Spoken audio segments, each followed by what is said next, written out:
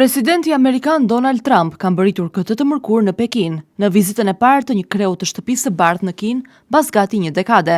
Takimi me presidentin kinez Xi Jinping pritet të fokusohet tek marrëdhëniet ekonomike, tensione në lindjen e mesme dhe sigurinë në ngushticën e Ormuzit. Në delegacionin amerikan janë bashkuar edhe emra të njohur të biznesit dhe teknologjisë, mes tyre drejtori ekzekutiv i Nvidia, Jensen Huang, si dhe sipërmarrësi Elon Musk.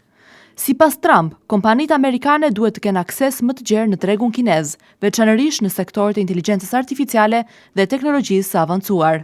Paralelisht me vizitën, sekretari amerikan i thesarit Scott Bessent zhvilloi takime me zyrtarë të lartë kinez në Korenë e Jugut, në përpjekje për të ruajtur marrëveshjen tregtare e cila shmangur përplasjen tarifore mes dy ekonomive më të mëdha në botë.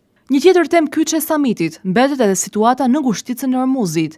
Departamenti Amerikan i Shtetit bëri të ditur se sekretari Marco Rubio dhe ministri i jashtëm kinez Wang Yi kanë diskutuar së fundmi mbi krizën dhe sigurinë e qarkullimit detar në rajon. Në agjendën Trump-Xi përfshihet edhe çështja e Tajvanit, mbas reagimeve të forta të Pekinit ndaj paketës amerikane të armëve për ishullin. Në agjendën Trump-Xi përfshihet edhe çështja e Tajvanit, mbas reagimeve të forta të Pekinit ndaj paketës amerikane të armëve për ishullin vetëqeverisës.